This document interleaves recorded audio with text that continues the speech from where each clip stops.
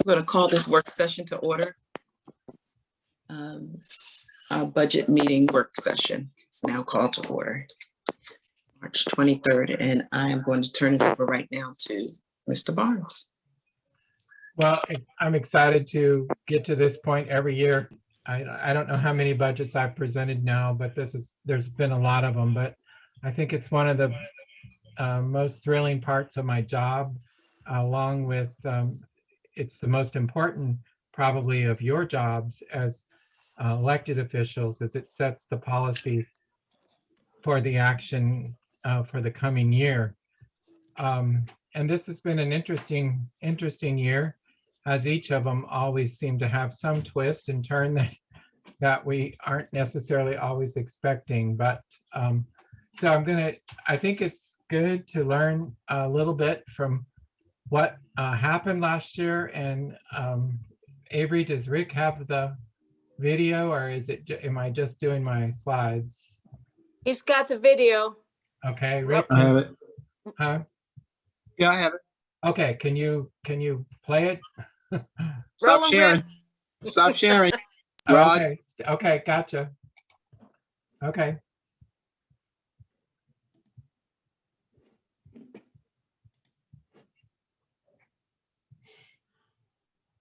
Oh, hold on.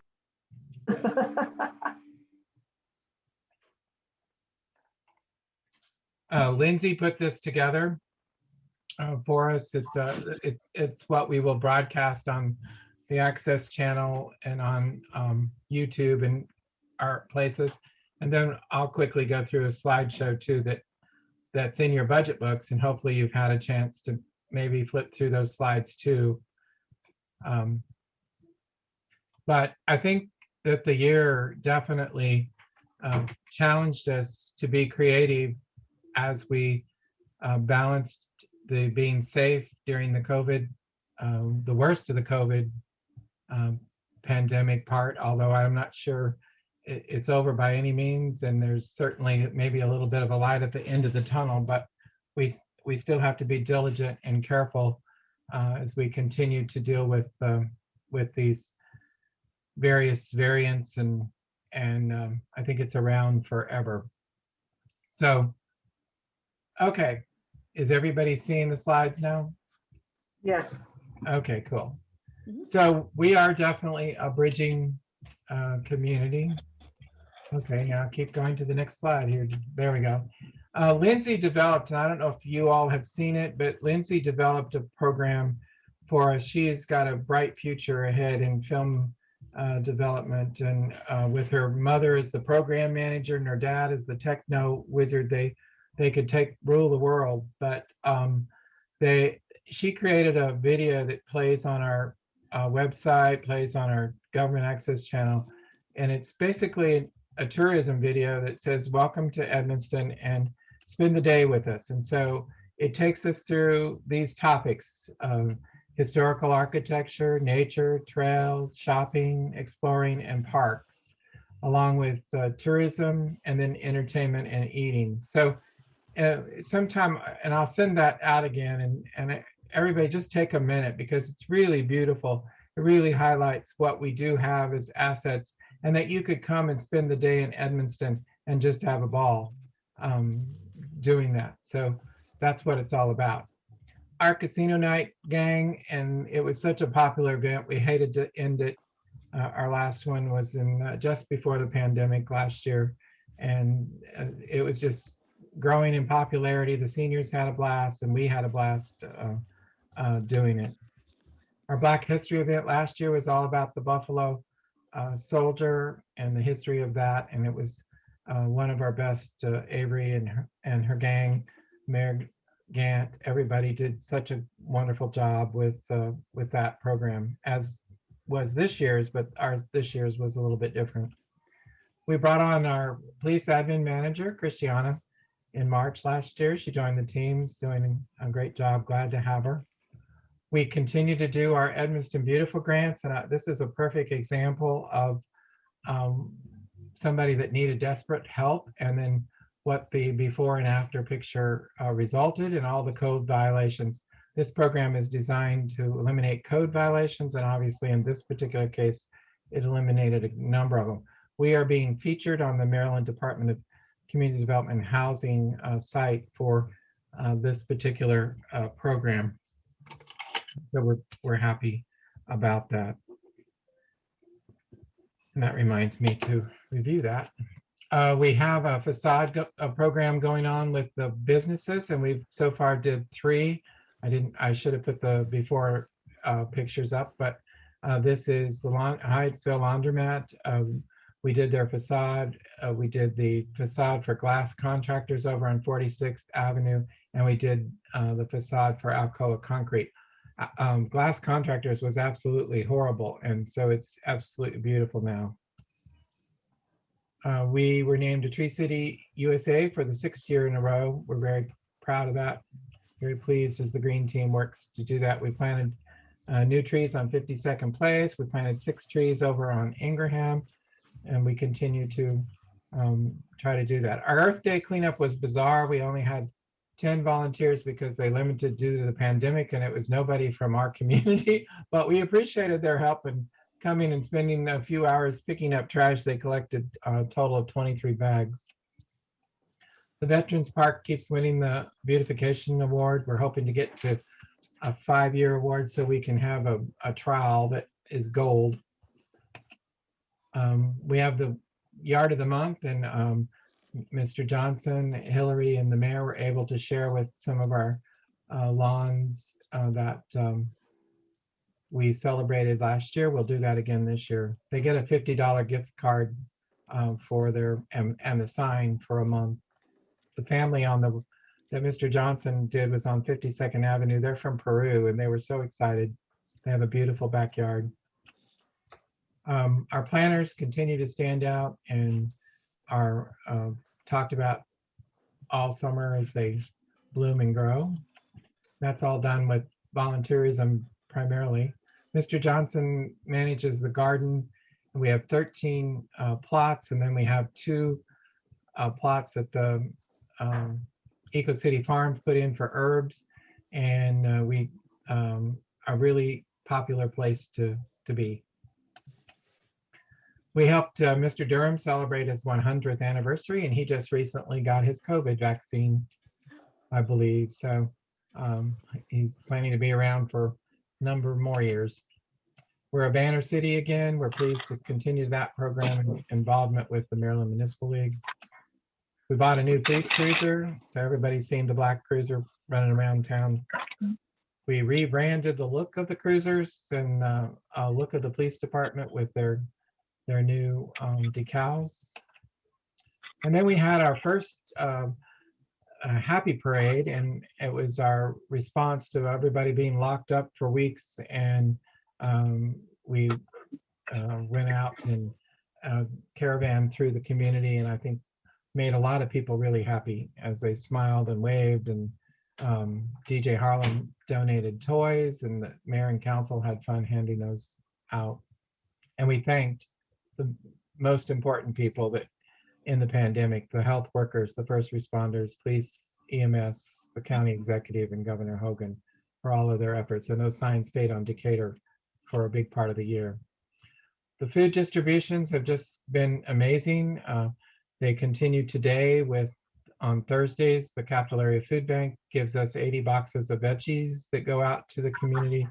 We, on Saturdays, Victory Grace Center still providing 70 to 100 boxes of food to residents in the region. So very popular programs. We did the census, and we did the census without any grant assistance or anything else. And so we worked hard at it. Avery did an outstanding job of creating documents to produce and to hand out. The mayor did a little promotion, her and I. And anyway, we exceeded 70%. So that was up from the last time. And we were really happy in the middle of the pandemic where we couldn't even go door to door and talk to people. We deemed it a big success. One of the best events of the year too was the graduation caravan. It's so popular that we're going to do it again this year, although while we still need to do it probably in the same fashion because of COVID, we hope that it becomes an annual event because it's so much fun, and the smiles and happiness that it brings is just amazing. The two ladies back there was one, it was a mother-daughter, one was graduating from college and one from high school, the daughter, of course. So it was, wow, we helped over 25, we recognized over 25 people during the program, and it was a lot of fun. Mayor Gant? Let me just add in, that was the mother and daughter from grad school and college. There we go. Okay, I'm sorry. That was That's high school. okay. Thanks, Avery, for correcting that. Mayor Gant was reelected to her third term as our mayor, and Miss Betsy and Miss Hillary joined us from Ward 1, and Mr. Johnson and Sarah returned to us from Ward 2. So Avery handled the election support to the Board of Election and went off without a hitch, and during the pandemic, and we had probably one of our larger voter turnouts that we've had in years. So hats off to all of that happened. The other very cool and popular creative event we came up with was the Edmonston Talks programs, and several of these programs garnered up to 300 views, and so was the panel, distinguished panel. Mayor Gant has she could have a new role of starring as a host on a TV show, but we had no one told Avery and I no as we went about trying to get them to join the group. The Maryland Comptroller Francho, Congressman Brown, State's Attorney Brayboy, Delegate Alonzo, and Delegate Williams, and just a great array of people and a lot of good information. We also did the Camp Ed, since we couldn't do a camp. Avery and Lindsay and Rick went into action, created 4 distance learning modules that also provided information on COVID on each of them. But we had over 30 students participate in that program and ended up with a book bag at the end. You all passed a Black Lives Matters resolution. This picture here is one that Lindsay took down on the new plaza that's downtown. So we had a really serious intern from End Time Harvest Ministry. Stephanie we didn't get a picture of Stephanie, but she was a big help all summer, and she was diligent with being safe and with her mask and her glasses and her shield and everything else. So we were appreciative to have her.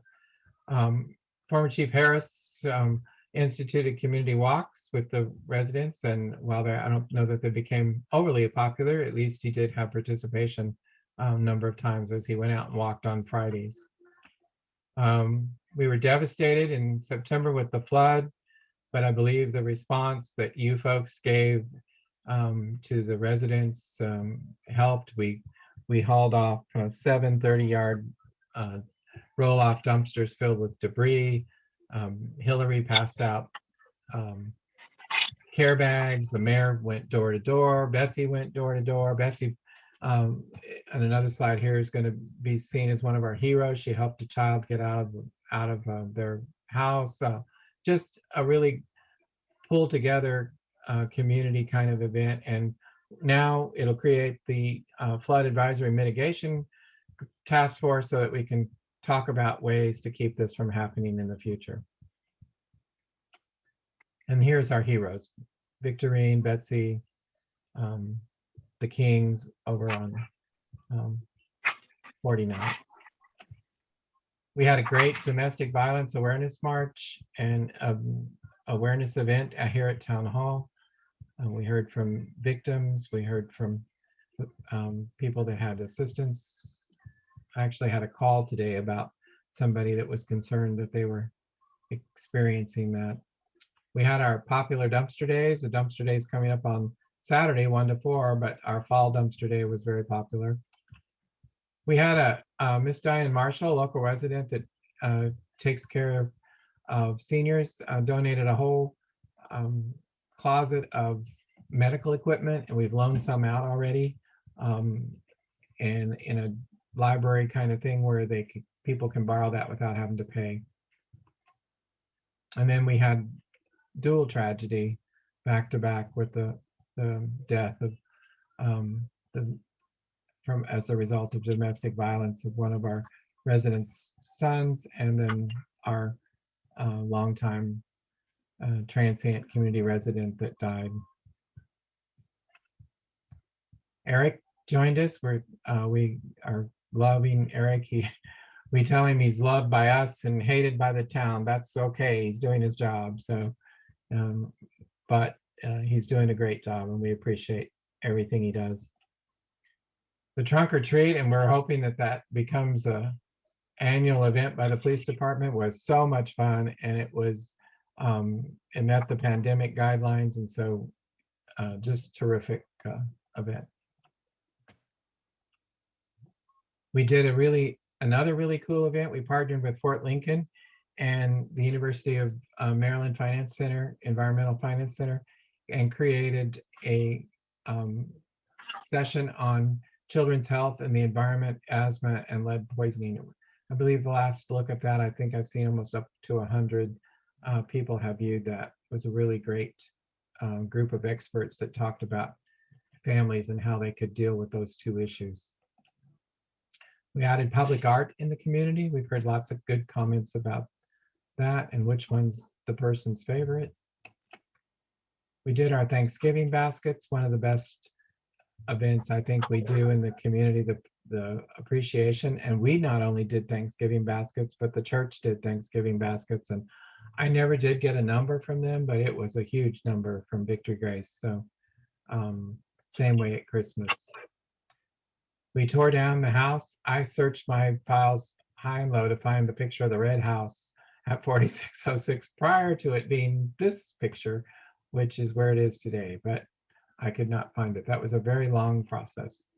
Almost, I guess I would say it was longer than getting my permit for the Veterans Park. We had a business at a beautiful mural over on Lafayette, and although we've spent a lot of hours working on the Edmonston Collective, due to the pandemic, it did not come to fruition.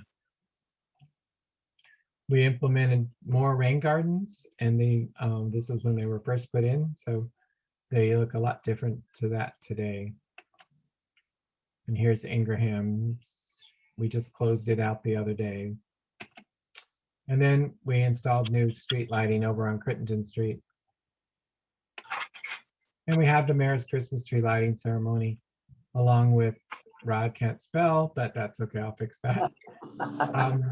And then the caravan that happened with that was so much fun. Again, I'm so appreciative for you all to be out there helping and giving out smiles and candy to everyone here in the town.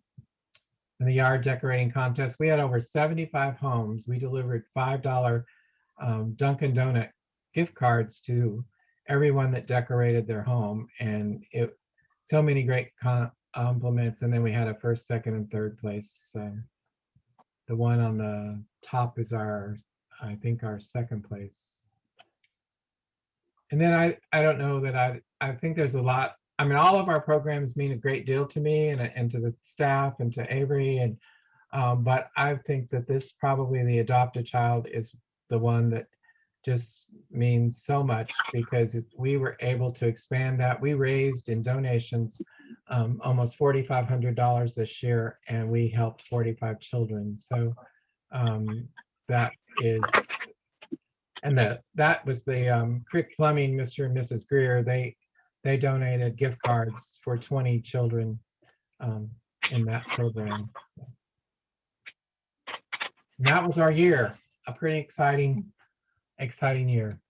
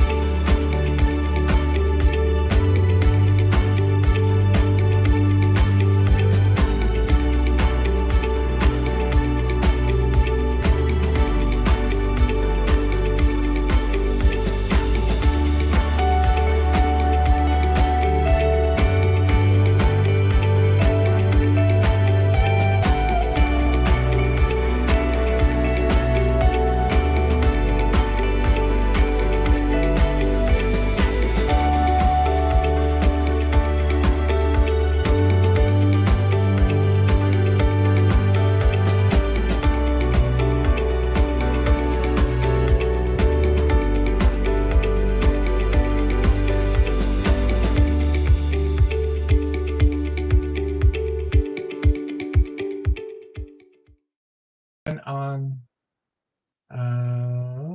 maybe we'll get going. That was awesome. That was really, really, wow. That was awesome. And this is like sci-fi right now. But and that was a year. That was an entire year, right? Yes, That ma'am. wasn't a couple of years. That we've done an awful lot, council and staff. That's a lot.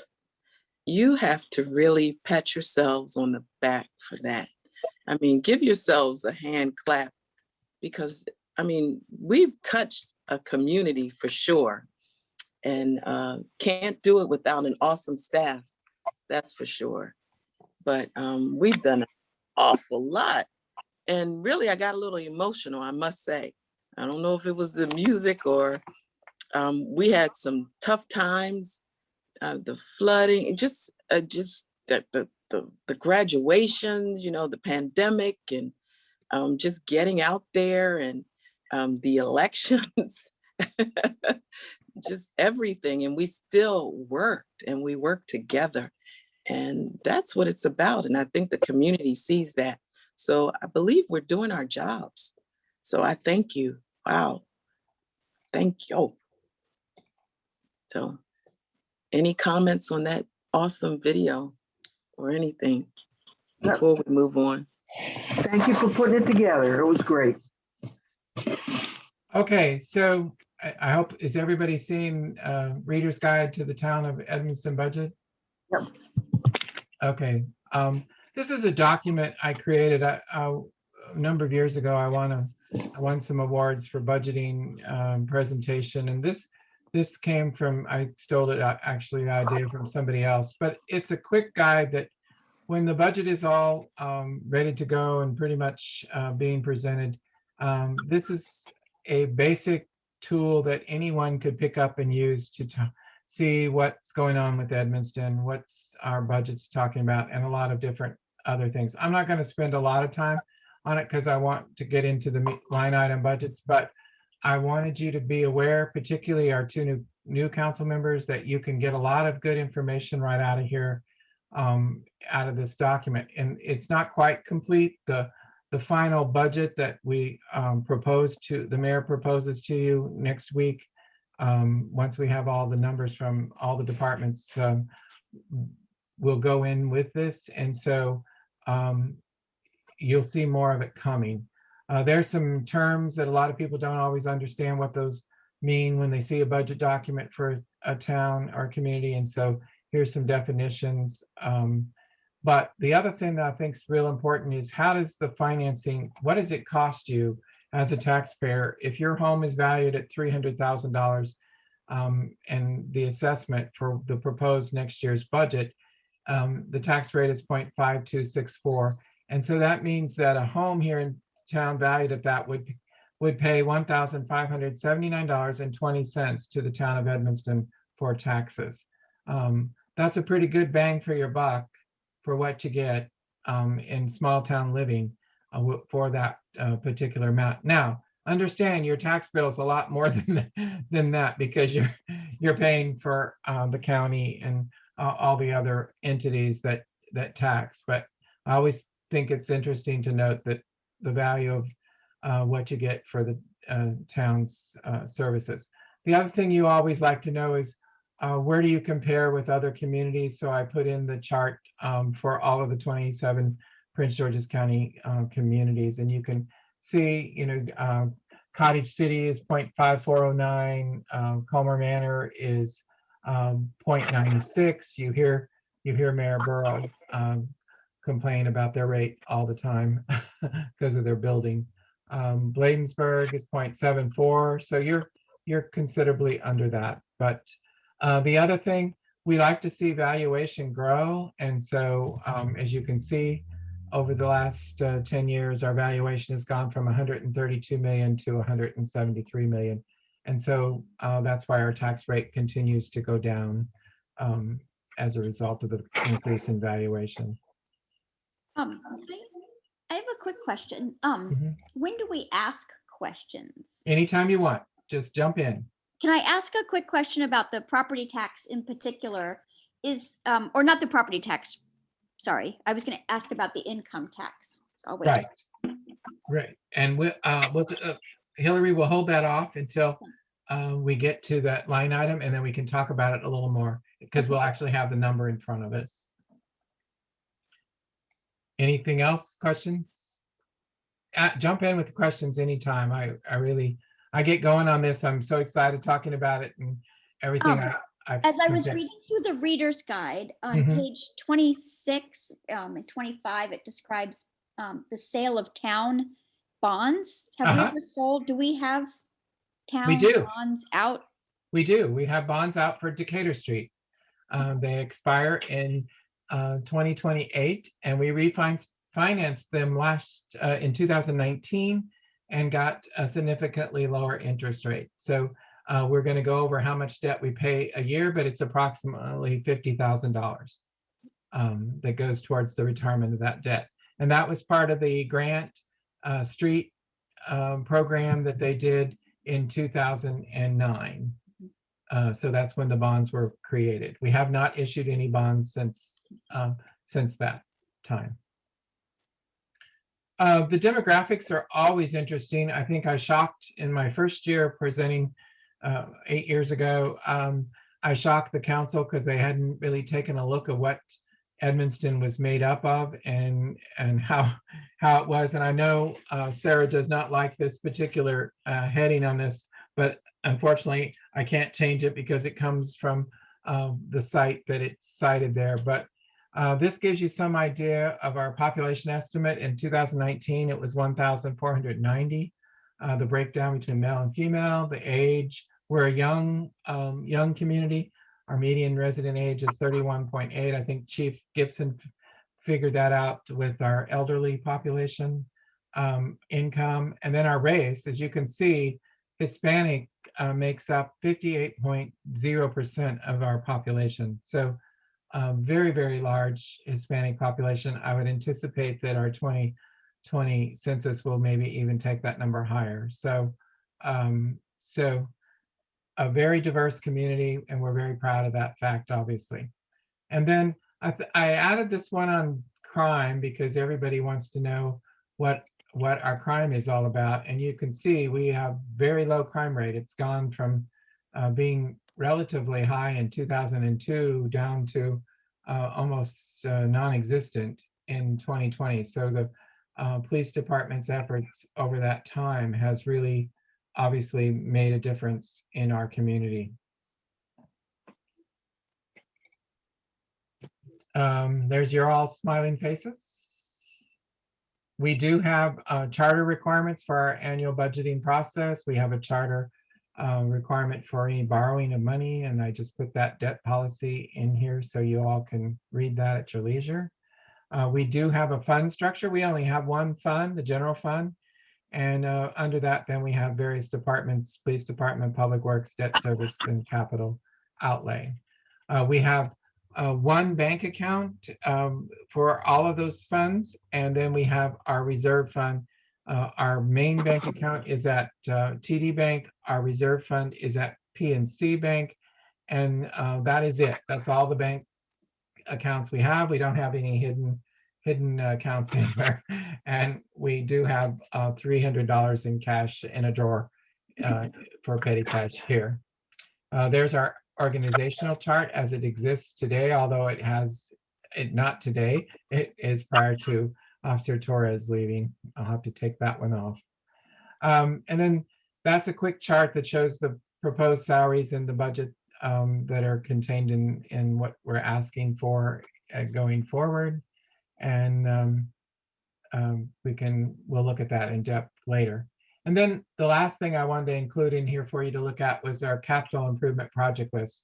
Councilmember McCauley did a really great job of responding to a resident here that's long-term resident that had been here over 50 years and wondered about capital improvements. So we're really trying hard to work on them as we can do that without raising taxes, without spending tax dollars, getting grants. And so you can see we've done some great things. We did our first phase of repair in Decatur. We'll do our second phase a little bit later this summer there, from the area from about Taylor Road to 47th will get redone, particularly the stop sign there by La Fendita is really bad. We did some sidewalk repair on 49th Avenue. We did the streetscape on Crittenden. We have planned to replace sidewalks on Taylor Road. We've got plans to construct sidewalks on 47th Avenue, Gallatin, and Hamilton as they come in with other projects. And then our annual street maintenance program. The reason that there's nothing there under the street maintenance program is we're waiting on WSSC to come in and destroy the streets and rebuild them for us without us having to spend dollars. That's on schedule for this fall potentially. So every street in town, I think with the exception of maybe one, is going to end up being destroyed and then repaved by WSSC. So we're not happy about what's going to occur necessarily, but certainly glad the infrastructure is going to be fixed. We do have a grant that this fall we'll be building sidewalks on 51st Avenue, 51st Place, 52nd Place, Emerson, and 52nd Avenue down to the rec center. We are going to repave hopefully 4 blocks of Crittenden. We have a grant application in that we'll know about here in another month or two. We have a grant application in to add decorative lights down 47th Avenue from Decatur to the park to make that a little more exciting. We did talk about expanding town hall and we submitted a grant. It's $358,000. We have not went back to that. The grant program does not encourage us to come back to that particular grant program. We looked at borrowing some money, but we haven't put it back in the budget. But that's something in your long range planning that when you have a discussion, we can talk more about that. We did do new guttering on the Public Works police building, and it solved the drainage problem. So we haven't leveled the floor yet, but we'll come back and do that eventually. We've had great park improvements, 47th Avenue. We're getting ready to do the Edmonston Rec Center Park. And then stormwater management has been amazing as we've built. I'm not going to go through all of them. All of the different things that you see there. And there, Councilmember Chester, there's the debt service that we have outstanding, the bonds. And that we refinanced them in November 2019. Our interest rate went down to 1.82%. So we had and our previous interest rate was up near 5%. So it was a significant savings. Really happy about that. Then quickly, what revenue sources do we have? Where do they come from? We're going to talk more about those by line items. So I'm not going to cover that. What vehicles we have, what vehicles the police department has, and then the final thing that will be added to this, and then when it goes up posted live on the website, is a summary of the entire budget by department. Okay, so any questions on the Reader's Guide? You're just ready to jump into actual budget. So let's see if Rod can grab the actual budget book. We're going to talk about revenues first. Okay, and I think if I go back here and I go grab it, then is when it works. Oh my goodness, I'm getting this down after all. Okay, and I apologize, I can't get the screen any bigger. Hopefully you can see pretty decent. Is everybody able to see that? Well, we all have our books anyway. Right. Okay, so Mayor Gatt has reviewed this, spent a lot of time looking at it, and I don't know if you want to make any comments, Mayor, as we go through the line items, but yeah, you can go ahead and do 1 and 2, page 1 and 2. Okay, this is our real estate taxes, and we do what is called the constant contact, and in the very back of your revenue section, there is all of the documentation that goes along with what constant contact means. Constant contact means that you all do not raise the tax rate every year. You keep it maintained steady and actually it goes down because you don't take advantage of valuation growth to create more taxes and more revenue for the town to use.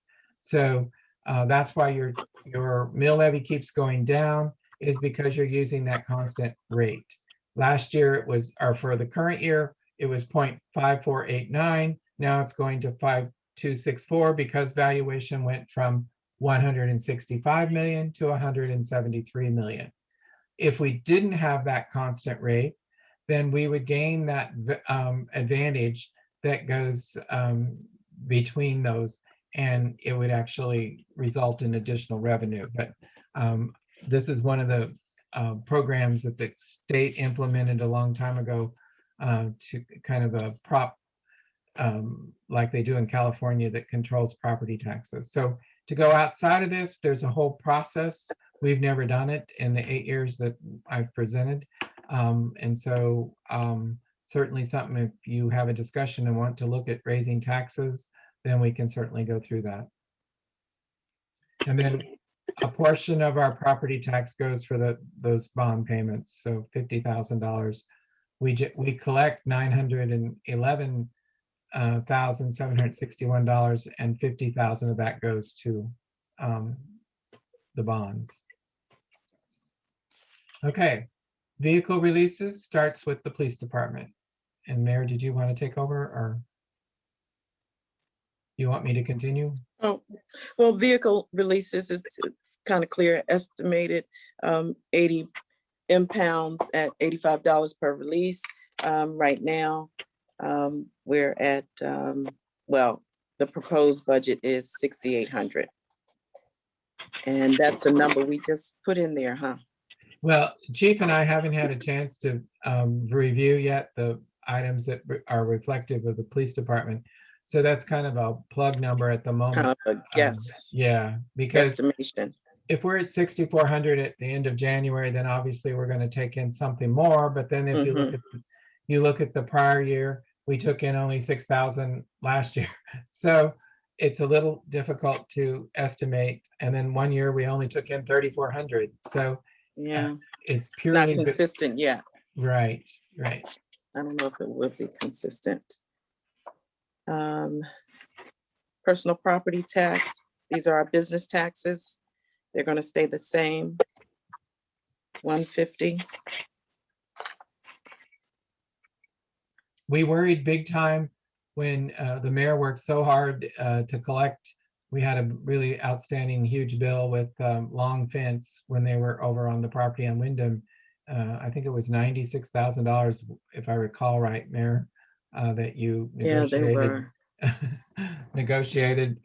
Maybe it was even actually double that. So it was a huge amount. It was. And so we were really somewhat nervous about when they left, whether this source would change, but luckily it didn't.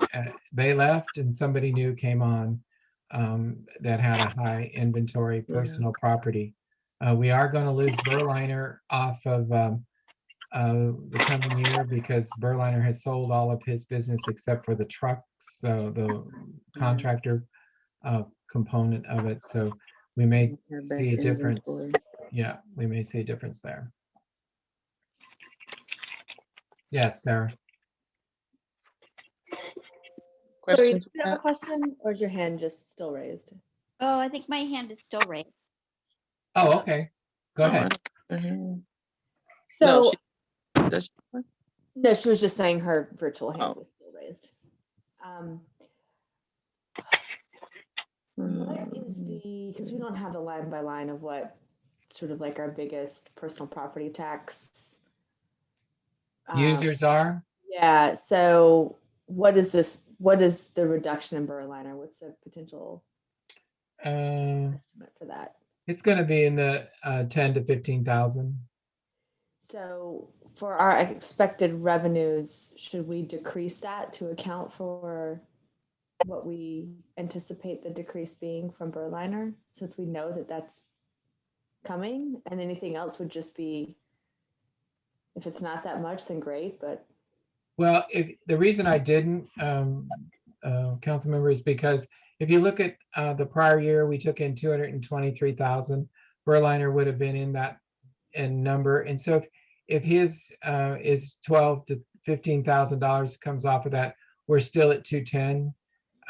We're still good. And so I'm being conservative with the 210. As you can see, Okay. 2 years actual, we actually went over that, fairly good in both years. So I do feel like I'm being County. counting for it and being conservative in that approach. Our biggest payers are Metro Paving. I know that one's maybe not overly exciting. They're one of our largest payers. The utility companies, Pepco, are one of our largest. The printing company over on 46th Avenue is another one of our largest. I'll put out a list. I think I have a pretty good list of what some of those are. You will be surprised at some of the values. That's helpful. So Rod, I don't know if you know, but are the Berliner ice cream people, are they selling the property? Are they selling the business? Well, Guy says no. No, they sold the distribution business where they took ice cream all the way to southern Virginia to all the way north to New Jersey. And so the warehouse is primarily the freezers are primarily empty. He offered them up to Comptroller Franchot for the state to use for COVID storage, vaccine storage. But so I see he has a big sign that he's trying to lease the building. He owned, as he sold up the business and divided up, there's more than him involved in terms of partnership. He felt so strongly about keeping the little ice cream trucks running around town. He took that as his part of the business. And so he owns the property and then he owns the business for the little ice cream trucks. And he, as of right now, at least, he plans to keep that. Going forward, I don't know. He is trying, like I said, to lease the building. But he felt strongly about keeping the jobs for the little ice cream truck drivers. I've heard through other friends of mine that are interested in this kind of business that just there is a growing sort of market share of these like prepared meals, people that order those like meal kits. And so wow. the meal kit companies are looking for property to have as their kind of prep kitchen packaging sites. And that it seems like it would be a really good fit. I don't know, but Yeah, that's something I'll share with him. I talk to Mr. Berliner all the time. I will let him know that. Yeah, this is actually a space that this probably isn't the conversation for it, right? Time for the conversation for it right now. But I think that the amount of kind of large warehouse type space that we have in the town and being in the proximity that we are to DC could be a huge boon for us now that so many people are turning to like services to be delivered of some kind. And also, I think being in this proximity to DC would be really useful for people that are looking for kind of indoor, outdoor activities for their children, right? Like things like gyms and trampoline parks and all that kind of stuff. And I feel like we are just really primely located for that. And so if maybe there's a space in the budget here for us to be thinking about how we could really have a concerted effort to recruit that kind of business to Edmonston. Well, the great news on that is we have a grant with the Maryland Capital Park and Planning Commission that is going to do exactly what you just described. They're going to create an economic development strategic plan for the community, and that plan will identify the types of businesses to go after and how to go after them and that kind of thing. So once we get final approval from the Park and Planning, I've rewrote the grant several times, and I think I actually put it in your, it's in your book. And so if you would take a look at it, it's under the grant tab. It's called the PAM application. And so we're going to get up to $50,000 for that. And that's something I know Councilmember Turgerbill's been wanting for the last couple years. And I think that will lead us down the road in direction of getting focused on what development to go after.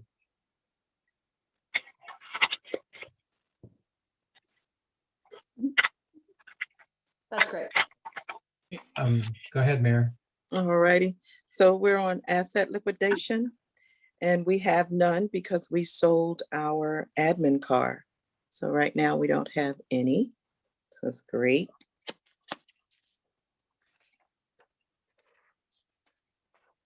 As we move on, traders and business licenses. That's for our business license. We have 135 businesses here in town. That I don't know if everyone knows that, but that's a lot of businesses.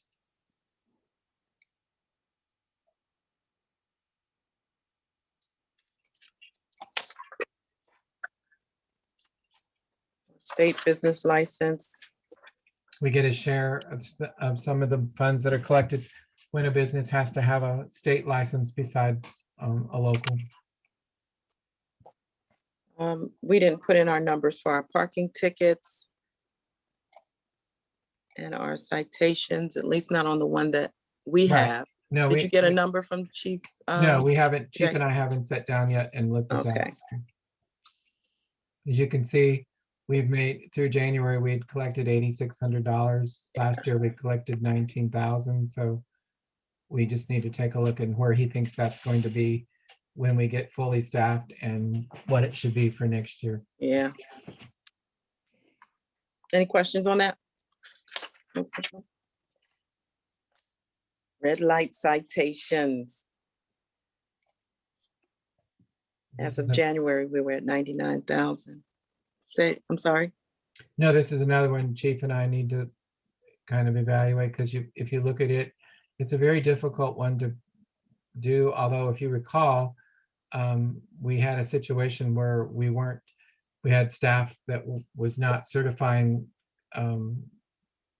the tickets fast enough. They were expiring. And so we lost a very large amount of revenue in fiscal year 1920. And you can tell we were at 98,000 versus the previous year at 164. So.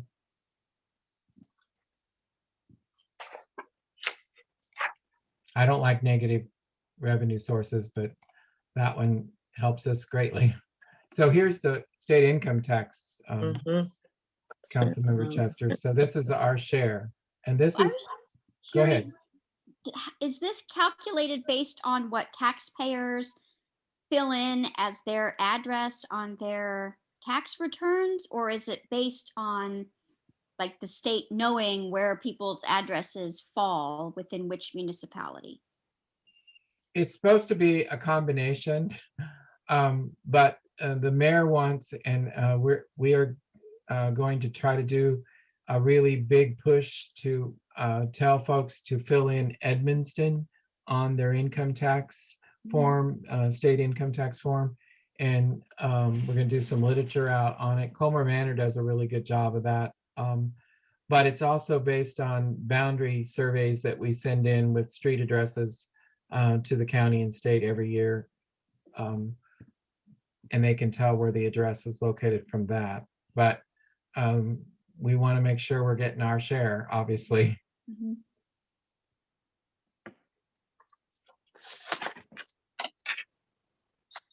Our state aid for our police protection, that's a grant. Yes. I'm sorry, I just have a quick follow-up question on what Hillary was asking. Mayor, do we have any estimate of like what we think we might be losing in revenue as a result of people putting in Hyattsville, say, rather than Edmonston? No, I don't. I don't. It's not a huge amount, but we are losing. It's not a huge amount, but we are losing. Yeah, we can maybe check with the comptroller's office, see if they could tell us. it really matters as far as our monies for our highway user revenue. Because if everyone is saying Hyattsville, then it's Hyattsville. That's one portion. I see. So that just is, that's not, there's no second safeguard on that at all. That's just, And that's through the driver's license? Right, yeah. yeah, and like you can't even get them to put Edmonston on your damn driver's license at the DMV. Mine has Well, Edmonston. you had a big fight with them, didn't you? But it took forever, and I know Right. everybody's not going to go through that, but I kind of refused. I kindly refused, because you know you can't get nasty there, because they look forward to people getting nasty there. But I was nice about it. I just told them that I can't have any other city there, and I did it prior to that too. So prior to that, I had Edmonston. Is there some administrative avenue we could also pursue, at least with like the DMV, to fix that problem, so that at least people, when they ask for Edmonston, it can be. It may be Department of Transportation. I may have to speak with, maybe I might have to go to halfway to the top. Maybe there's someone I can speak to with Department of Transportation. I can tell And believe me, we're not the only ones. Yeah. Yeah. Yes, Ms. Okay. McCullough. when you can mail in and, you don't have to go down to the DMV to get your license. They automatically will convert Edmonston into Hyattsville. So when you get your license renewal back, and then you go down there, try to find them, they just look at you and say, nope. I mean, that, because half our cars are Edmonston, other half are Hyattsville, and same with our driver's license in our house. We get a list of vehicles every year. We pour through that list to make sure that the addresses are in Edmonston and that they're recorded. And so I do feel good about that, but I think it's a great conversation to have, for the mayor to have with some of the higher ups in the Department of Transportation. Yeah. And like I said, it's not just us, it's us, when they did the division and we became incorporated, everyone was Hyattsville, from sea to shining sea, everyone was Hyattsville. And then everyone became incorporated, and all the post office and the zip codes. So, but you would think it would be an easy fix, right? You would think. Nothing's easy. But okay, that's something to record and work on. Mr. Barnes, you want to talk about our franchise agreement that we've Yeah, had for eons and eons? We do, and they're actually up and under review, and we are part of our INET services that we have with the county with our internet services is also we're in a coalition to negotiate the renewal of our franchise agreements. And Sue Ellen Ferguson actually is one of the main attorneys involved in that program, and the franchise agreements are being reviewed and negotiated back and forth. They're going back and forth between the companies, but our revenue is the only thing that causes it to be a little messed up. If you noticed in the prior years was we got a payment in this year that was probably should have been in last year. Other than that, it's fairly stable. Although you'd think more people might be taking on other avenues, but it doesn't go down too much. We also, a portion of that franchise fees comes in for what we call PEG money, and that PEG money, it can only be used for upgrades like the access channel stations, the equipment that goes on that, the anything that's connected to the INET, the internet system, we can use the PEG money, which we get about $10,000 a year to do that. And we have consistently done that. Rick Rick has upgraded equipment through this fund. And probably could do some more of that even.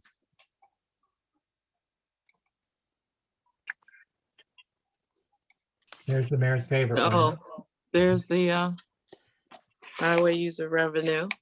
And we know that's used for our roads. And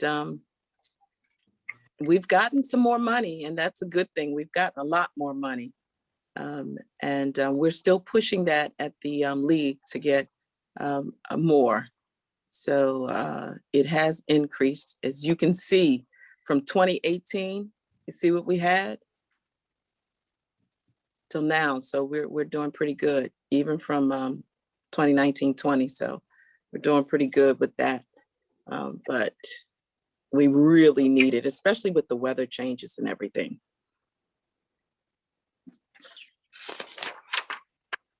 Okay. Prince George's County's Our dump fees. benevolent to us. So we get back some dump fee rebates, $3,500.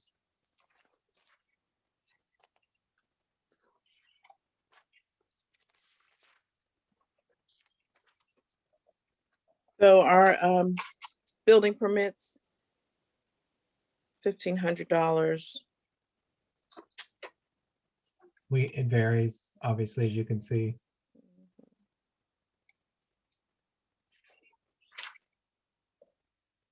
So the go-kart track, this is our amusement tax.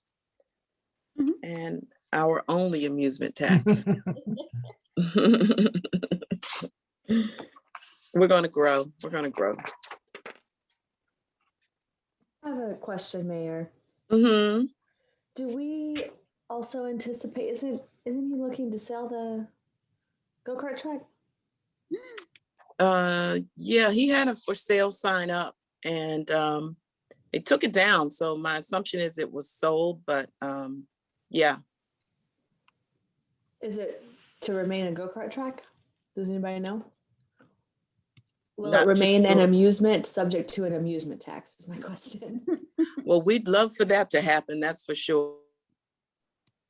Well, a couple things could happen with it. It could become development where we actually gain a lot more from it as a result of increased property taxes. But it also could stay as a go-kart track. But I think there's some things happening, but no one's ready to make any announcements or talk about it at this point. Mhm. Okay, so you feel comfortable with still estimating the revenue being $11,000? Correct. Okay. Yeah, at this time, till we know. Good question. So next is our apartment inspections, and we've been consistent with that, so that's good.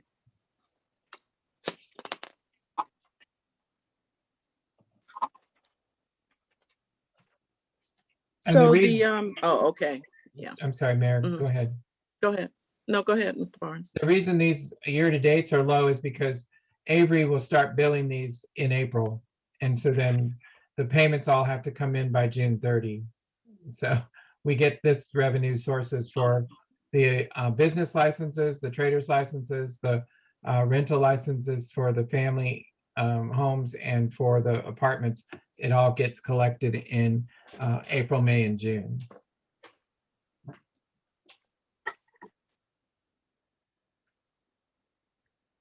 And so our inspections for our single family homes and our townhomes or it's increased for sure. And Eric's doing a good job at identifying more homes. And as more people kind of tap him on the shoulder and say, hey, check this home out, it's increasing. And it's really good. I know a lot of our neighbors, and we all know, they don't want to say that they're really rental homes, but the inspections are good because it will eventually save a life. A lot of our owners don't want to let us know, but it will save a life. The inspections are great. So if you notice it, tell. I have a question about Is this an annual fee or a one-time inspection and kind of like licensing fee? It's annual. Annual, okay. Mhm. And they pay for permits too. Mhm. Well, I don't know if it's considered a permit. Is it considered a permit, a rental license permit? No, it's a rental license and they Mm. actually get a Mhm. license. They actually have a county license too. Yeah. And of course, businesses can't get our business license until they get a use and occupancy permit from the county.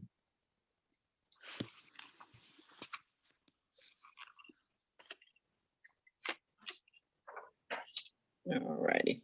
So the rec center. The rec center has been closed, but we have the church operating in the rec center. And we were wondering if we should open the rec center, I guess, closer to the end of the year, but we can discuss that a little later on. But right now, the church is operating in the rec center at $400 a month. And they clean it and pastor keeps it socially distanced. He does a really good job. Mhm. They're great partners with the town.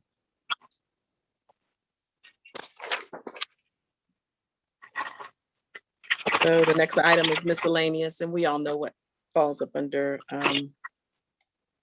miscellaneous, as we can see. We get various donations, as you see there. We get accident report money. We get workers' comp dividend return. We get other things that we don't anticipate, and so it varies. This year we got I forgot, I think there was lease purchase proceeds in this one this year because of the taser and body camera equipment. This is a catch-all. Okay, that is well, other than our interest income, which is really bombed. We have I told the mayor I need to have a conversation with PNC and see what, if the COVID is the one that has caused that. If COVID has Yeah, caused that, then we need to figure, what it's going to be for the future. But it's not been very, we get like $45 on $650,000 a month. So it's kind of nothing. scary. Okay, next one we're going to cover tonight is general government. And We are moving right along. that is us, myself and Avery and you folks. And the first one up is the salaries. I have programmed into this year's budget a 3% cost of living raise. And primarily the reason, as I've talked to other communities, many of them are doing 1.5%, but if you recall, we did not do one last year. And so now that we know that we weren't so impacted by COVID, and we don't anticipate, at least in the conversations with county and others, a huge impact next year, I'm proposing that we go ahead and do our 3%. I think I see a hand up with Councilmember Turbeville. I feel very strongly that our town administrator, that we should budget for him to have at minimum a cost of living increase. But Rod has also not had, the council has refused for the past, at least the 3 years that I've been on it prior to this term, to provide any increase, either maybe there's been cost of living, but there's been no merit increase despite the millions of dollars that he and his team have brought to the town in grants and the unbelievable management of the town's finances and administration. That's just been a huge boon to us. So I would like to propose that we at least try to provide a merit increase for Rod this year. Councilmember Tuberville, I totally agree with you. And Mr. Barnes and I have had this fight discussion. Matter of fact, as early as or as late as yesterday. And he totally refuses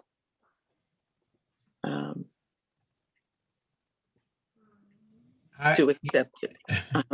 I appreciate the comments particularly, and I know how much each of you appreciate me, and that's enough for me. I love the town. I love what I do. I am paid well. I don't have a desire or necessarily that I need to have some kind of increase. When you tell me or one of our team members a thank you for a job well done, that's enough reward in itself, and you're pleased with whatever we've produced. So, you know, I'm fairly compensated, and I do have the opportunity to get a longevity payment of $200, and I appreciate that. And so I'm really happy, happy, Rod. We do not pay him enough. The compensation is not enough. And I greatly appreciate your words, Ms. Tuberville, and that initiative. I wish we could give him more. I mean, is this really his choice? We just pay him.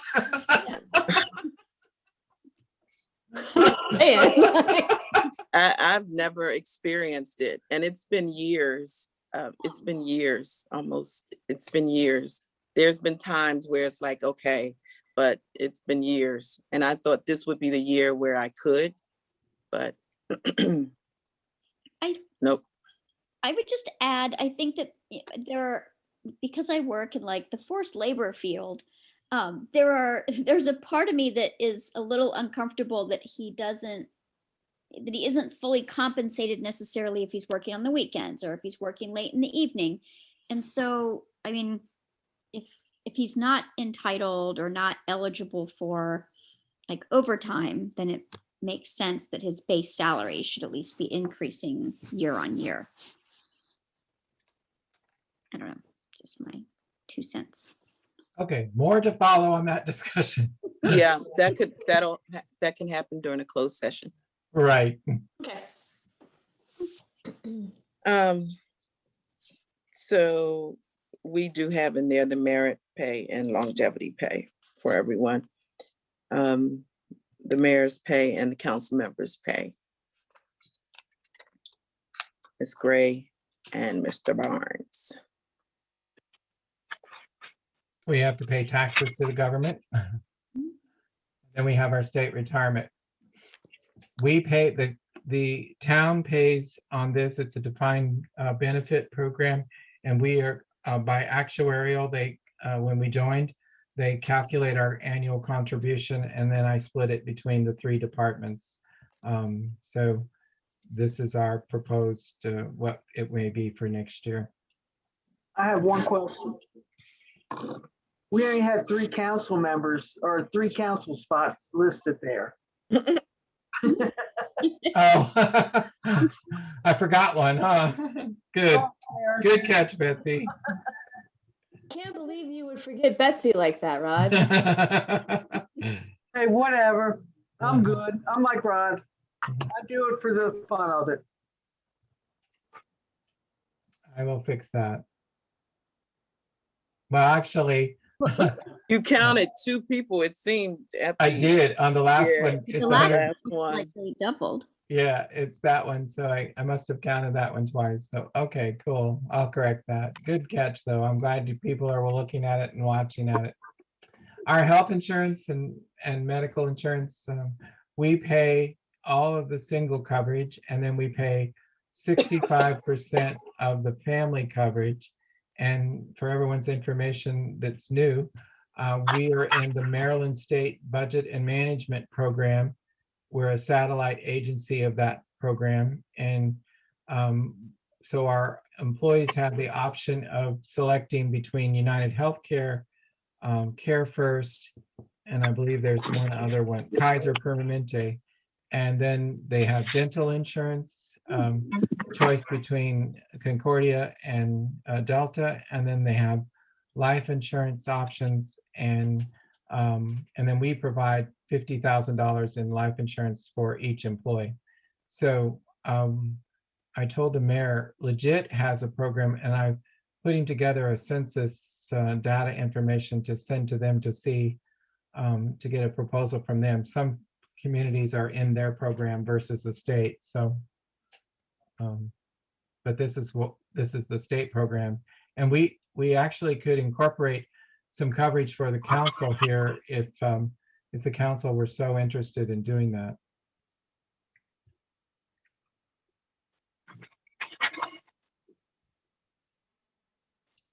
So we're offering the council members health insurance and that's for now and until, even if administration should change, until whenever. And it would be single coverage for council members. And that's the proposal. And so I wanted to get your feedback on that.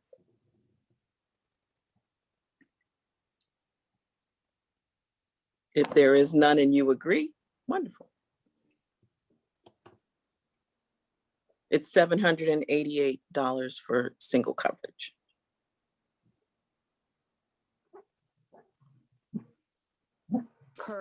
There are person? many towns that are doing that per person, Per month? for single coverage.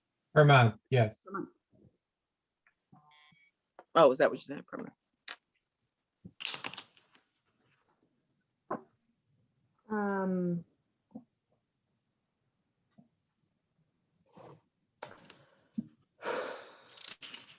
Maybe we should discuss that later, because I know I'm covered under my husband. I don't know that, right now, I don't need it. I'm covered, but it's another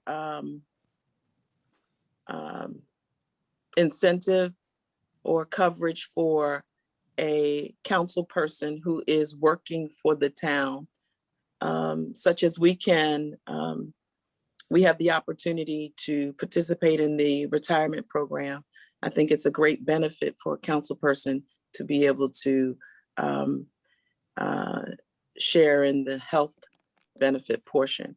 There are times when the council person is not working, or even if they work, they could lose their job or something like that, but they're still operating for the town.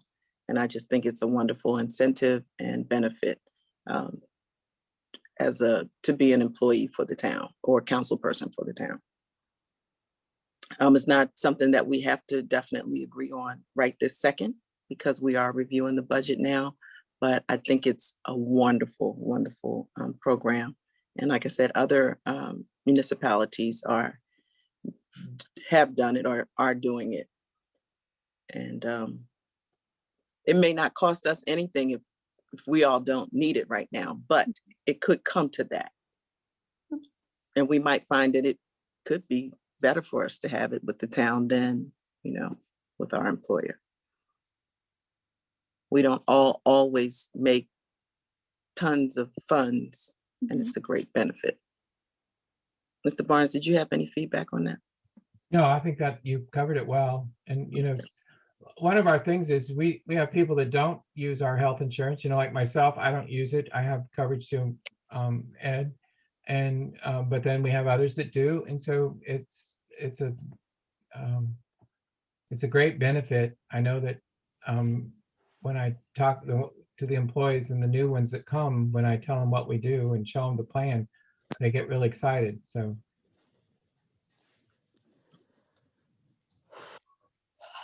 I've got a lot of mixed feelings about this. Okay, we can. Yeah, because we can talk about I it see later. it both ways. I would just point out that if at one point you had a mayor and 4 council members that opted into the health insurance, that is a $42,000 a year cost to the town. Hmm. Um, That's a worst case scenario, but yeah, could be. That's something to think about. well, you know, I only think in worst case scenarios, Mayor. I know, I know. It's like the worst, but could be. And like Mr. Barnes says, that not everyone participates in our program, but it's something to think about because council members, just like the mayor, we work really hard and we're not considered as employees, but we are employees. This is a full-time position for a lot of us. So Well, it's really a great incentive to I'm sorry. you are employees, essentially, you get paid, and Get it, yeah. you're covered by work comp and when you're doing stuff for us and that kind of thing. So. Mhm. It's something to think about. I do just have a couple questions relative to it, not to like have a discussion, but just sort of maybe some information to be Mhm. collected to understand. Yes, ma'am. When you say that other municipalities do this, I wonder, are there other municipalities of our size that do this? That meaning like the population and the annual budget that, you know, annual revenues or whatever. I'd like to make sure we're making an apples to apples comparison on that. Okay. We We do. belong to the Maryland Municipal League salary survey information, so I can check it out there first, but then if I don't get what I need there, I can go out to actually ask some communities our size. Thanks, Rob. Mhm.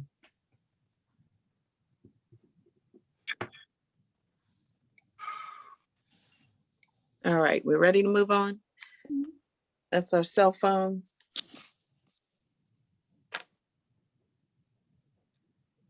We did save there, we now get our cable TV here for the building free, so we're saving $432.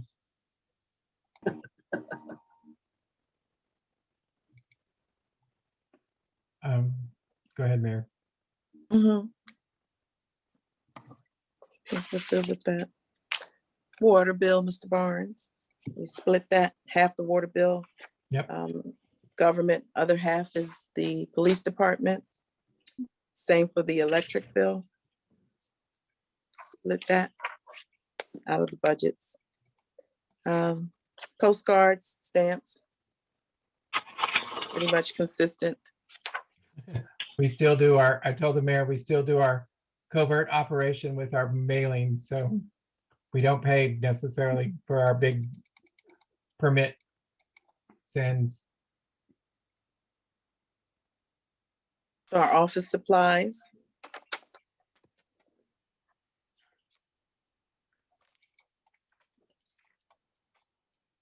So the next item, uniforms, we put some money in there because I'd like to, I think it'll be great if we have not only the t-shirts, you know, I know everyone has a green t-shirt, but earlier, what'd you say, Ms. McCall?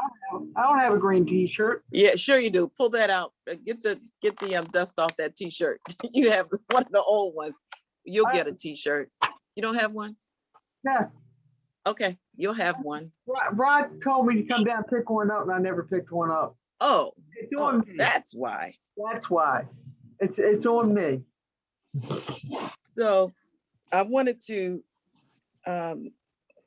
get sweatshirts or fleece shirts.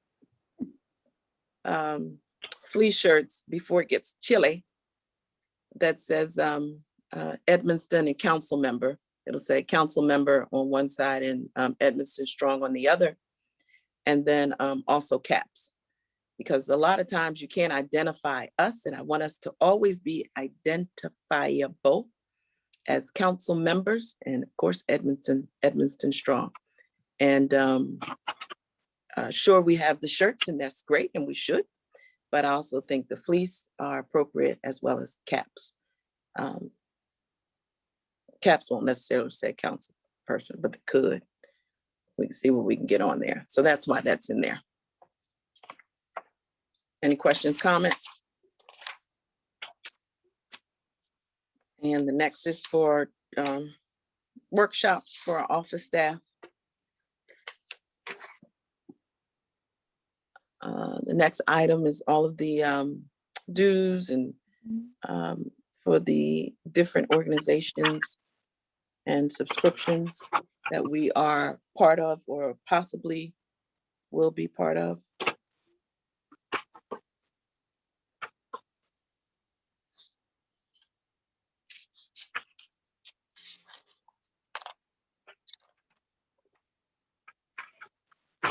Pages worth.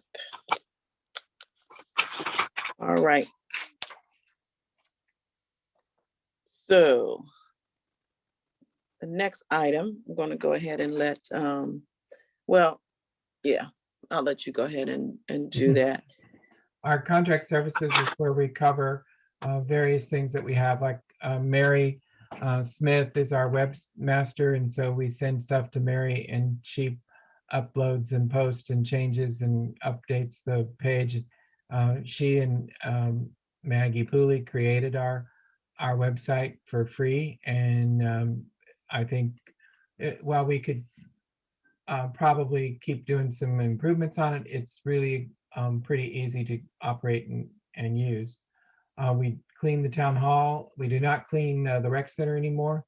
We used to do that, but the church takes care of that. And when we do go back to renting it, the staff's going to propose to you all that there be a cleaning fee added to the cost of using the hall, and the people pay for that and not you all.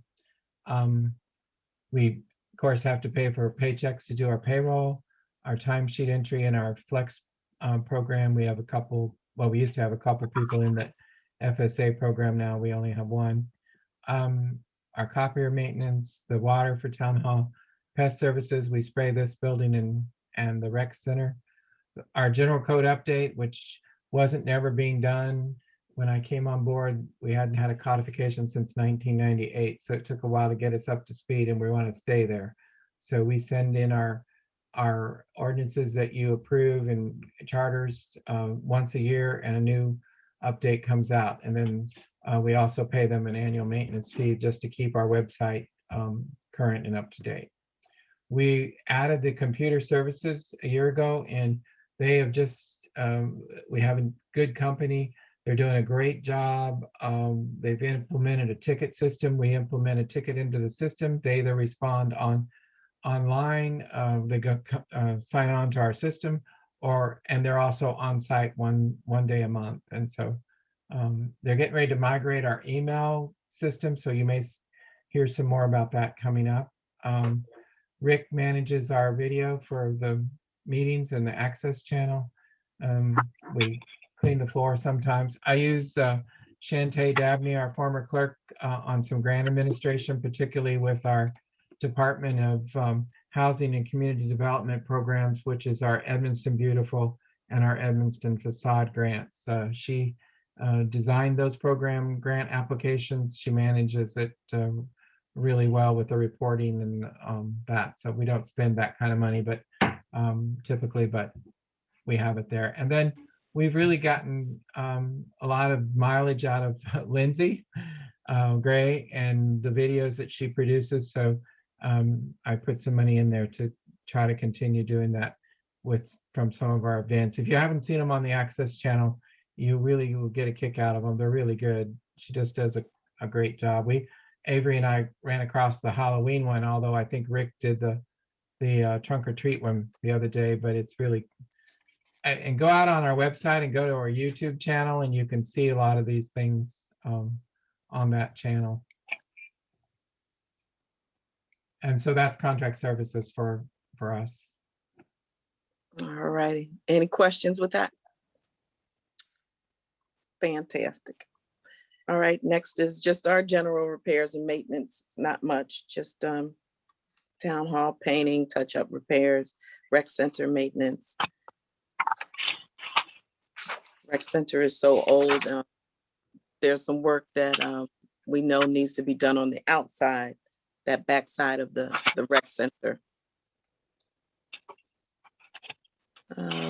Next is just fuel for the non-existent admin vehicle.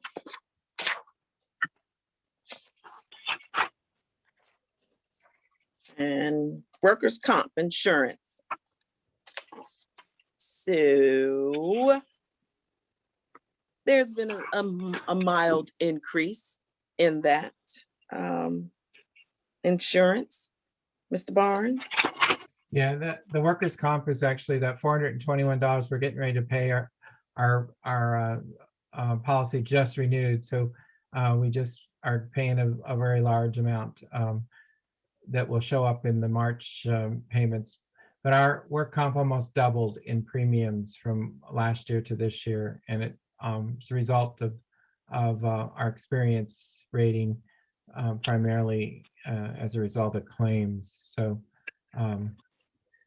not a good situation necessarily. They're not claims that are necessarily as a result of a lousy, lackluster safety program, more about physical fitness potentially. So is this workers' comp like within, could it be public works or police?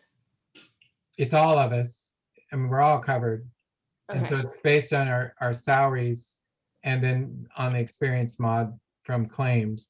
We have very few claims in most of our departments, but I don't want to go into specific yeah, identifying. is this something that we might need to have a private session about? Yes, yes, For yes. the job? yes, Okay, not tonight, but right. Mm-mm. that's concerning, yeah. Okay. I did have one thing I wanted to raise as a possible thing for us to consider under contract services. Mhm. This would be a new potential line item, but I'm just thinking about if we want to consider finding a way to build our newsletter, our electronic newsletter list, so that it reaches everybody in the town. You know, everybody has an email address. And if we might also think about, you know, potentially bringing on board like a consultant or somebody who could work for us, like in an as needed or in a retainer kind of capacity, who would be able to assist with our communications and marketing and maybe make the website a little more dynamic. I mean, I know we appreciate the free help that we got on that, but this is 2021, and I think we could have a far more kind of like dynamic electronic communications and marketing. I would agree with you. I actually have this idea of creating an app at Town of Edmonston, so you could have the app on your phone and you could get live updates and all kinds of good. Well, you could pay bills too, but so I believe Councilmember Chester, you have some good stuff we're going to work on Friday at 3:00 maybe. Yeah, I was just to say that Avery and I both attended the training workshop rather on communication, digital communication using social media back in I think it was like the fall or summer meeting for the Maryland Municipal League. And we just haven't had a chance to kind of get together and put our heads together and sort of talk through everything that we learned, like how should we be using all these different formats of communication and social media, including the web page, and how to just sort of do that more effectively and use each of those different tools the best way that they're designed to be used with the right kind of messaging to direct people to the other ones. And there's a real strategy to that. And I agree that we might need professional help, but I think we can kind of make an inventory and sort of make a start of like, what could we be doing better more quickly? And then maybe we do need someone more professional, but Yeah, I mean, I think that makes sense as a start. I just, you know, I know there's a lot on Avery's plate, and this is like a very specialized skill set now, and I just think that it could you know, I keep coming back to the fact that like our community is 58% Hispanic, Mhm. and there's like no representation of that on the council. You know, when we had in-person meetings, and you know, we might see a little bit more participation, but I think like to really get folks engaged with their community, like we've got to, like this is the component that we've got to pay some attention to. Yeah, and we need to move to some of the platforms that people in other communities use a lot more that, you know, Yeah. so. Yeah. Sure. Sounds like a good discussion for later. I'm excited. Both Councilmember Turberville and Councilmember Chester. I'm really excited about that, and thinking Avery and I are open to any kind of suggestions. You know, I don't want to say we're stuck in anything because we aren't. We're open to lots of ideas and anything that we can do better. We've come a long way, a really long way, and so we need to keep going. Just keep charging forward. Here, here. Our website needs to be in Spanish. That's one of the things I have on my list. I don't know if we've moved past it yet, but for the liability insurance, does that cover us as well, or just you all as the full-time employees? No, it covers you folks. So that's where I'm headed. Employee bonds. Avery and I both have a bond on us of $100,000. That's because we handle the money. We don't need vehicle insurance anymore. We have property insurance on the building here and the property here. And then the liability insurance, yes, Councilmember Chester, it's the public official liability insurance for you folks and your actions, and then also the staff's actions. But then we have general liability insurance also for the town. So, and then under the police, you'll find they have police liability insurance. Consulting services, we pay INET every year $2,000. This year, and the mayor's going to talk about this one more, I believe, but she stepped away for just a minute. I'm right here. Oh, she's back. Okay. The mayor's going to talk about this one. I need some peanuts.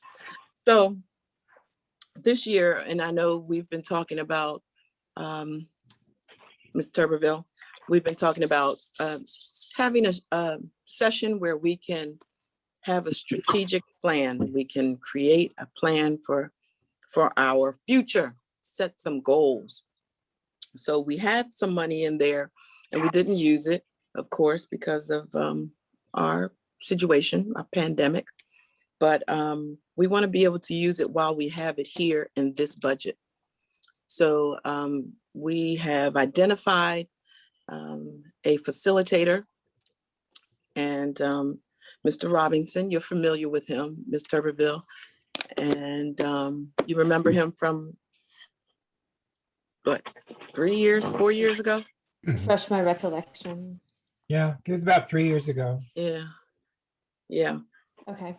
And he's available in May 15th and 16th to spend some time with us to kind of help us set some goals for our future. And he's very good at facilitating and helping us to kind of outline where we want to go. So we contacted him and he is more than happy to help us out. So check your calendars, see if you're available the 15th and 16th of May. He is traveling back and forth from California to Georgia to here. So his schedule is pretty tight.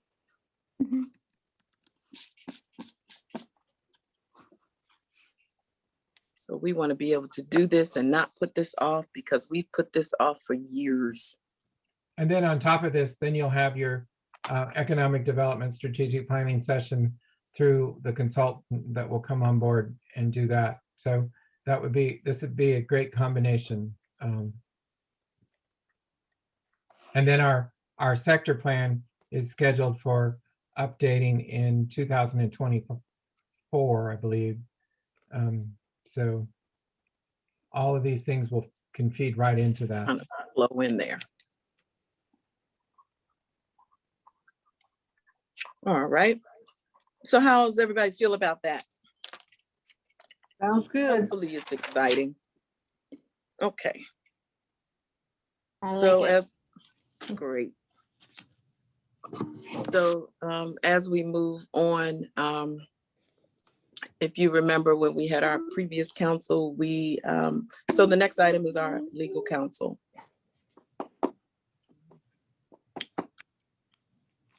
Yeah. Okay.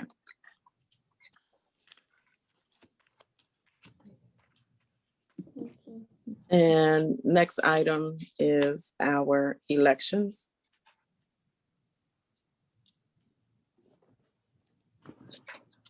And we don't have one coming up this year. Our auditors, it's time for us, the 3-year contract has ended. So Mr. Barnes is going to go ahead and send out that bid packet sometime this week. Went out today. Oops, went out today. He's good. Next item is our seminars, conferences that we participate in or have participated in.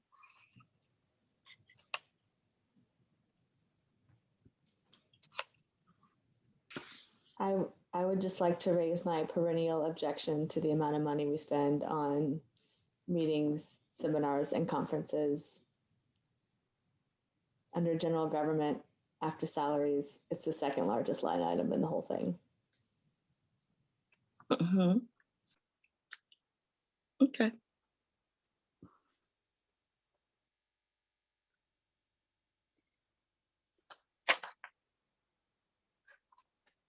Okay.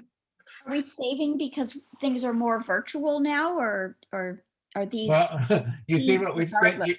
you see what we've spent year to date. Yeah. $400.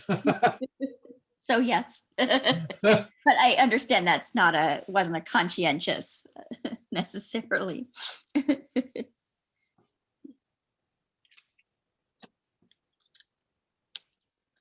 All right.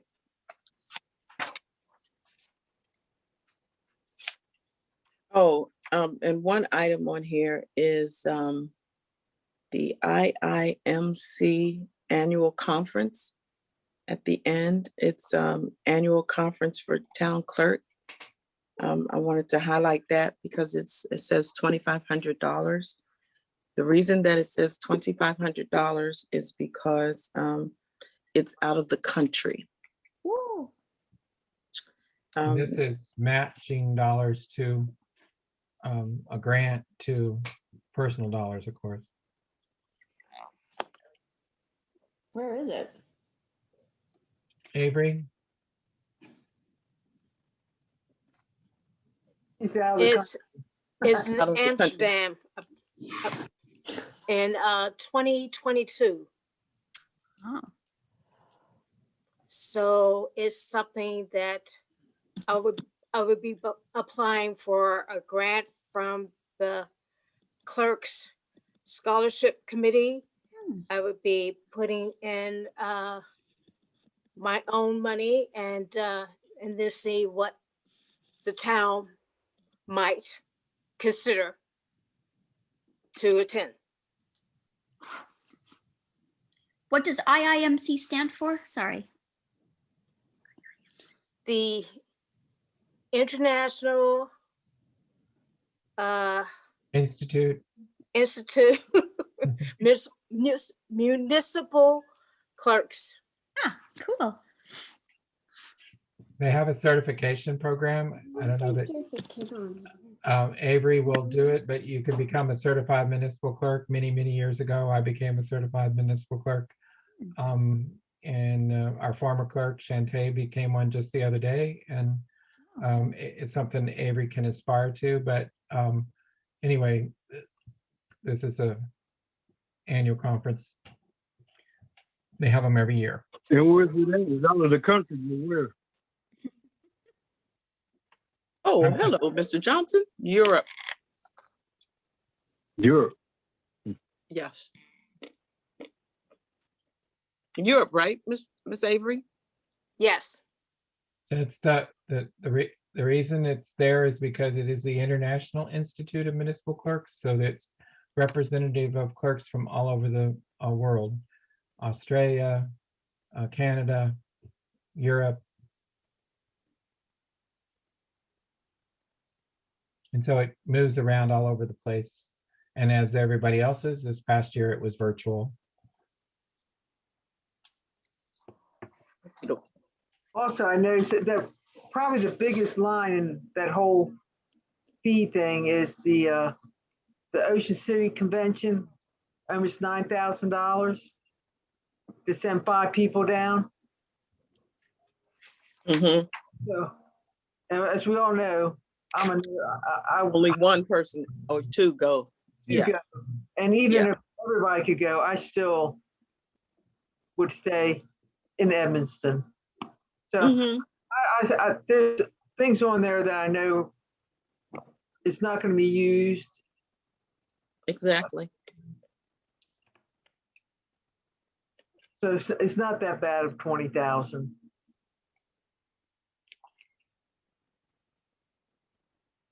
I don't want to hold up this conversation anymore, so I'm just gonna hold my tongue right now. I try to egg you on. You're no fun. I'm not going to egg you on anymore. I'm not taking your bait, Betsy. Come on now. I'm trying to make this nice. I was waiting for you to say no, Betsy. It's 25,000. But no, you're just going to back up and, peter out on me. Next. I'm sorry to disappoint. I am. I'm, terribly disappointed. Now, Okay, so I just think it's a really bad look for us to spend this much money on conferences I knew I could get her going. in the middle of a pandemic.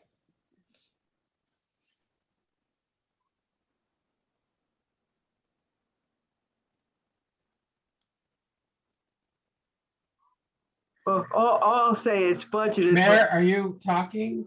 It Wait a minute. doesn't have to get spent.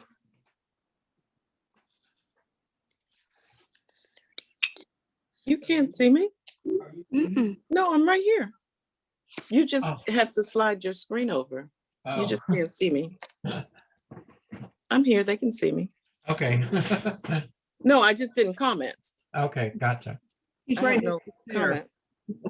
What'd you say? I said you're right next to Sarah. Yep. No, I'm on your screen, but I'm next to Hillary on mine.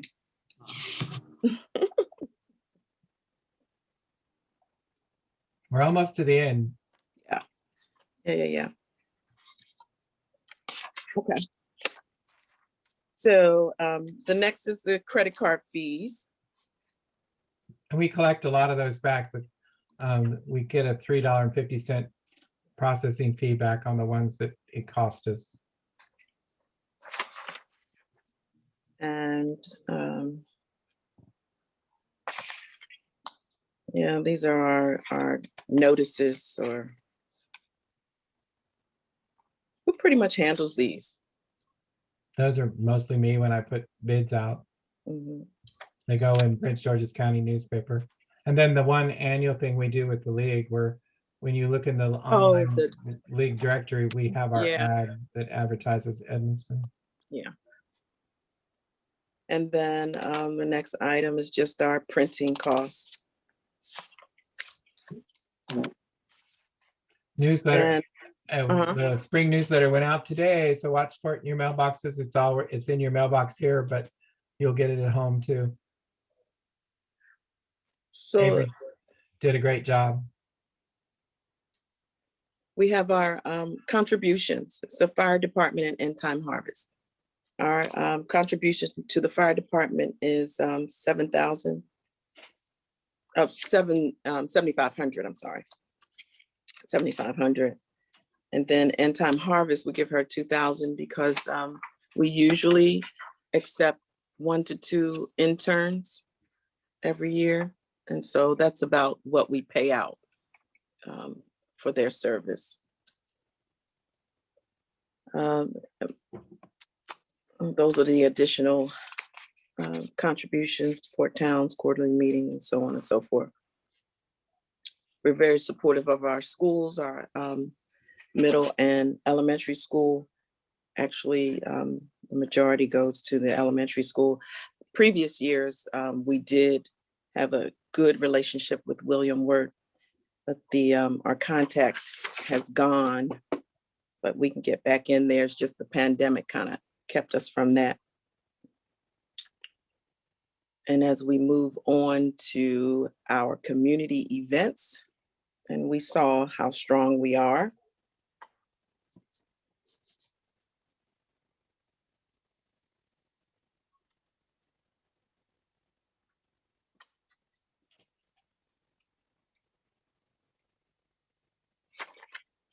Everybody's good with that. And our employee gift cards are on the tail end of that. And then we have our miscellaneous expenses.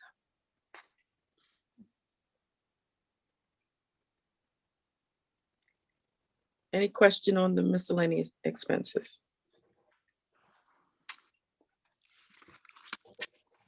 The descriptions. That is it for tonight. Can I ask one quick question that I missed earlier? I think we went past the page, but for the cleaning supplies, I noticed that it went down. I think our projecting was a little bit lower, I think even than like 2019, 2020. And I feel like we want to make sure that we're still adequately supplied for extra cleaning and wiping and hand sanitizer and all of that, especially as we maybe move towards more in-person activities or more events where we're actually having interaction, just to make sure that we have enough of those kind of supplies. I just thought it was odd that that amount actually went down rather than. Yeah, it went down partly because we bought so much of that kind of Oh, supplies with our grant dollars, and we have a warehouse full of. Oh, do you? Oh, okay. So I didn't want to stock up any more than we had to. We need to move it out. Folks, I make a quick point about the activities, events, and so forth, that we have one coming up on Saturday, April the 3rd from 3 to 5 is the Spring Festival Caravan. And we'll be riding through town. We'll have the DJ. We'll be handing out candy and bags and so forth with Easter eggs and gifts and so forth. And that's how we've typically done it. As you know, we're all gathered at Town Hall. We kind of set up a caravan. The police department will be lead us through the town. And I want to just remind you all about that to see who might be involved in coming. We'll need folks that will hand out the gift bags on the route. And we'll end up probably at Fountain Park. It's from 3 to 5 again on Saturday, April the 3rd. Mr. Johnson, are you going to be our bunny?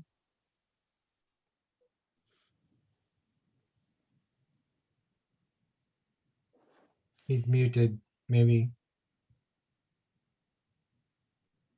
Mr. Johnson, are you there? He's muted, I think. Okay. You know, What time are we starting the caravan? It starts at 3. 3. So we meet up about 2:30, 2:45 to Mhm, kind of get in line to go. mhm. Our rain date, should we have to use that, will be on the 12th. It's the following Saturday. Okay. Yeah, I'll be there, Avery. I'd like to do that. Woohoo! Me too. We get excited easily. Will we be in the back of a truck or in the back of the Jimmy? I'm not gonna be in the back of the Jimmy unless I know who's driving it. Same goes for the trucks. We'll have the trucks, but we'll also folks will have the police cars And if we need to use a car, my car could be used, my